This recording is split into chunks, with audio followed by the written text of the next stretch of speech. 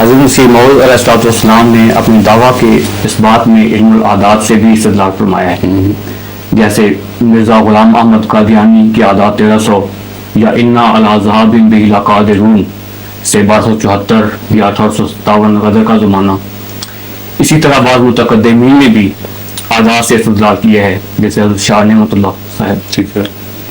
سوال یہ ہے کہ قرآن و حدیث علم عادات کے بارے میں کیا روشنی ڈالتے ہیں، اور اس علم کا اوریجن کیا ہے کہ اس سے اتنی سرٹینٹی حاصل ہو گئی ہے؟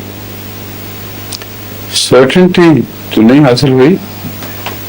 لیکن بعض استدلال کو تقویت ملتی ہے، کیونکہ جہاں استنباط ہو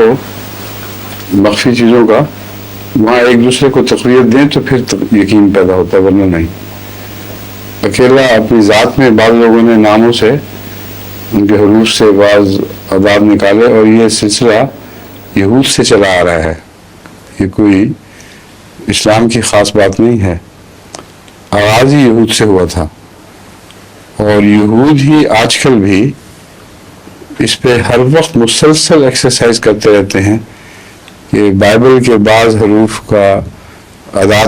حروف کے اور الفاظ کے اعداد نکال کے اپنی مرضی کی کوئی چیز ثابت کریں۔ چنانچہ بڑے ماہر فن ہیں اس معاملے میں، اور انہوں نے بڑے غور فکر کے بعد جو کتابیں لکھی ہیں، ایک لاعلم آدمی واقعتاً متاثر ہو جاتا ہے کہ یقینی طور پر یہی منشا تھا بائبل کا۔ حالانکہ جو آزاد کا علم ہے، اس کو ذرا سا ٹوسٹ دے دیں تو کچھ کا کچھ اور مضمون بھی بن جاتا ہے، اس لیے احتیاط کا تقاضا ہے۔ پہلی بات تو میں یہ جواب دیتا ہوں، اعداد اپنی مرضی سے ڈھال کے مختلف سمتوں میں لے جائے جا سکتے ہیں۔ مثلاً ہمارے ایک ہوتے تھے بزرگ، مطلب جماعت کے عالم تو نہیں تھے، مگر اچھا ان کے احترام کا معاملہ کیا جاتا تھا، اچھے بہت نیک انسان تھے، مگر ذہنی طور پر اعداد کے شکار ہو چکے تھے۔ ہر وقت اعداد کا کوئی رہتا تھا کہ بس اس عدد سے یہ نکالوں، اس عدد سے وہ نکالوں، اور ان کا جو فارمولہ تھا وہ بڑا آسان تھا، دیکھنے میں بڑی بڑی پیچیدہ باتیں حل ہوتی تھیں، لیکن میں نے غور کیا تو پتہ لگا کہ بہت آسان فارمولہ ہے۔ اگر آپ نے کوئی ایک فقرہ چن لیا جس کے اعداد 570 بنتے ہوں یا 4570 بنتے ہوں فقرے کے، تو جس واقعہ سے انہوں نے اس کو باندھنا، اس کا ایک کنارہ تو وہاں باندھ دیا نا، 70 کا جو آخری 70واں سال ہے وہ اس کے ساتھ باندھ دیا، پھر واپس چلے 4570 سال پہلے جو واقعہ ہوا تھا اس کے ساتھ اس کو باندھ دیا۔ یہ دیکھو، اس واقعہ سے لے کر میں نہیں 4570 سال پہ پہنچنے پر یہ دیکھو ٹھیک ہو گیا، یہ اس کا ہی مطلب نکلتا ہے۔ تو اس طریقے پہ انہوں نے بڑے بڑے مسائل حل کیے۔ اس لیے ایسا فن جس میں دونوں طرف کا استعمال ہو، اور بعض دفعہ غلط استعمال کرنے والے مختلف معنی پیدا کر کے حقائق میں فساد بھی پیدا کر دیں، جیسا کہ اس خلیفہ جو راشد تھا جو قتل ہو گیا، دو ایک قسم کے خلیفے ہیں، ایک وہ بھی تھا، اور وہ 19 کے عدد کا قائل تھا، اور وہ یہود کی بنائی ہوئی چیز ہے، اور انہوں نے یہ 19 کا عدد اور اس کے متعلق بہانیوں کو مدد دینے کی خاطر یہ سلسلہ شروع کیا تھا، اور غالباً وہ بھی کسی کے ایجنٹ تھے یا دماغ خراب ہو چکا تھا کہ 19 کے عدد سے قرآن کریم کی چھان بین شروع کی ہوئی تھی، اور جو اعداد و شمار نکالتے تھے اس میں جگہ جگہ دھوکہ تھا، اور کہیں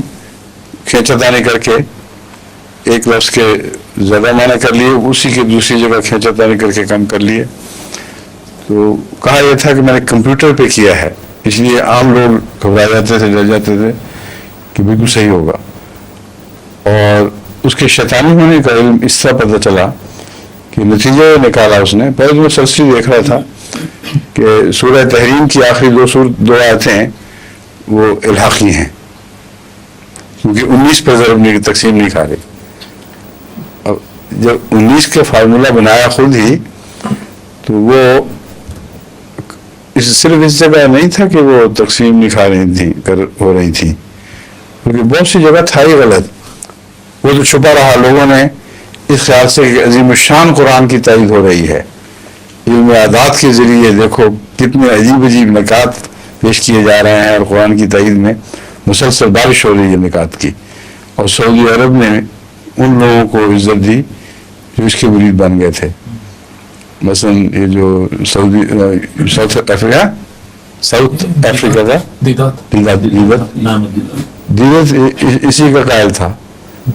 और बड़े बड़े इनामात दिए गए, इज्जत अफजाइयाँ की गई। तो बाद में ये जब बात निकली तो साफ पता चला कि कोई फितना पर्दाज इंसान है, लेकिन ये सबूत तो बाद में मिला है। लेकिन मैं इससे पहले अपने दर्स में एक दफ़ा ये आपको याद होगा ये बता चुका था कि ये फितना है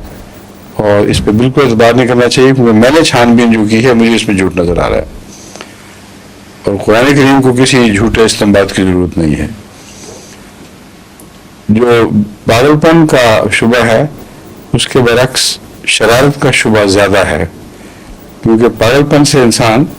खुली बदयांती नहीं करता, बेवकूफियां तो सजाद होती है, बदयांती नहीं करता। इसमें कतई तौर पर बदयांती शामिल थी। जो बताया गया कि इसमें ये 19 अल्फाज के ये 19 हरूफ का ये चक्कर चल रहा है,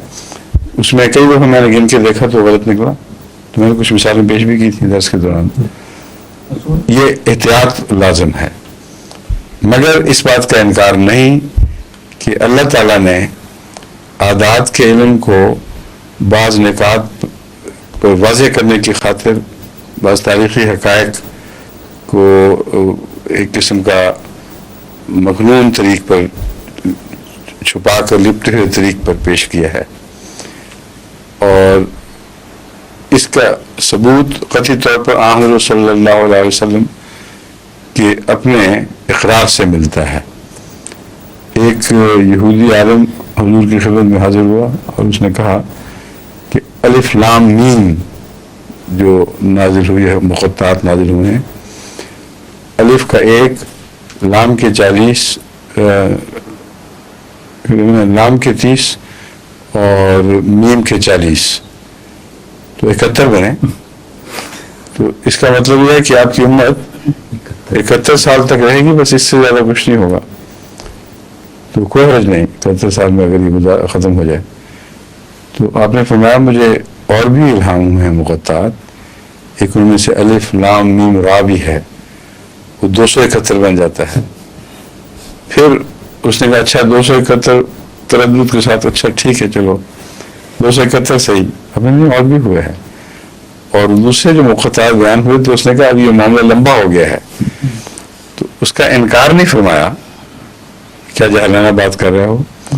हज़रत मुस्लिम मऊद ने इन अहादीस पर, इस हदीस पर मबनी तारीख़ इस्लाम के वो अहम वाक़यात बयान किए हैं जो रसूल सल्लल्लाहु अलैहि वसल्लम के ज़माने से शुरू होकर उस मखसूस साल तक जाके पूरे होते हैं, मखसूस साल पर पूरे होते हैं, जो 270 है या 71 है इस किस्म के। और इतने अहम वाक़यात हैं कि इंसान ये तस्लीम करने पर मजबूर हो जाता है कि ये कोई शौकिया एक्सरसाइज नहीं है, बल्कि वाक़अतन इसका ताल्लुक था। इस पहलू से इसका इनकार तो नहीं किया जा सकता, मगर दोनों किनारे मजबूत होने चाहिए, उनमें कतियत होनी चाहिए। हज़रत मसीह मौऊद अलैहिस्सलाम जो इस्तेंबात फरमाया है वो ये नहीं कि किसी तारीख़ी वाक़या से एक किनारा बांध दिया हो, हज़रत मोहम्मद सल्लल्लाहु अलैहि वसल्लम से शुरू किया है, और उसको कोई आदमी ये नहीं कह सकता ये फर्जी ख्वाहिश के मुताबिक बनाई हुई एक चीज़ है। वहाँ से शुरू करके ऐन मसीह मौऊद अलैहिस्सलाम के ज़माने तक 14वीं सदी शुरू होने से पहले 1300 साल बनते हैं। तो आपने फरमाया कि देखो मेरे नाम में भी अल्लाह ताला ने ये इशारा फरमा दिया था, लेकिन ये इसके बावजूद इसे ज़ौक़ी नुक्ते के तौर पर ही पेश किया है। ऐसी दलील दुश्मनों के सामने नहीं रखी कि इनकार करोगे तो जहन्नम में जाओगे, बिल्कुल कतई दलील है। इन सब बातों के बावजूद इसमें एक ज़ौक़ी पहलू पाया जाता है। अहले ईमान के लिए इस ईमान की इजाद में بڑھوتی کا موجب، ایمان میں برکت کا موجب بنتا ہے، اور جو فتنہ برداز ہیں وہ تو پھر فتنوں میں کھولتے رہتے ہیں۔ حضور ایک جگہ حضور نے یہ بھی فرمایا ہے کہ کشفی طور پر میرے اوپر یہ کھولا گیا ہے، ہاں وہ ٹھیک ہے، 1857 کے بارے میں حضور نے فرمایا نہیں کہ کشفی طور پہ اس کے باوجود جہاں بھی مسیح علیہ السلام یہ فرماتے ہیں کشفی طور پر، کیا آپ کا خیال ہے یہ غیر پر حجت ہوگا؟ ازدیاد ایمان ہی بنا نا، ان لوگوں کو جو ایمان لاتے ہیں ان کے نزدیک اس واقعہ کی اہمیت ذوقی سے نکل کر اللہ تعالیٰ کی وہی کتابیں ہو جائے گی، لیکن مانیں گے وہی جو پہلے ایمان لا چکے ہوں۔ میں یہ بتا رہا ہوں کہ اس قسم کے نکات غیروں کو ایمان لانے پر آمادہ نہیں کیا کرتے۔ ذوقی نقطے کا مطلب یہ نہیں کہ بالکل ہی بے حقیقت اور بے بنیاد باتیں ہیں۔ ذوقی سے مراد یہ ہے کہ جہاں ایمان کی بنیادیں قائم ہوں وہاں مزید لطف کی خاطر یہ چیزیں ہوتی ہیں۔ بعض ذوقی ایسے لوگوں کے ذوق سے تعلق رکھتی ہیں جن کا ذوق ہی بے اعتبار ہے، ذوقی ان کو بھی کہتے ہیں، مگر جہاں انبیاء اور اہل اللہ کا استنباط ہو وہاں ذوقی کی بڑی اہمیت ہو جاتی ہے، اور پھر اسے کشف کی پشت پناہی حاصل ہو جاتی، پھر اور بھی زیادہ ذوق قوی ہو جاتا ہے۔ سمجھے بات؟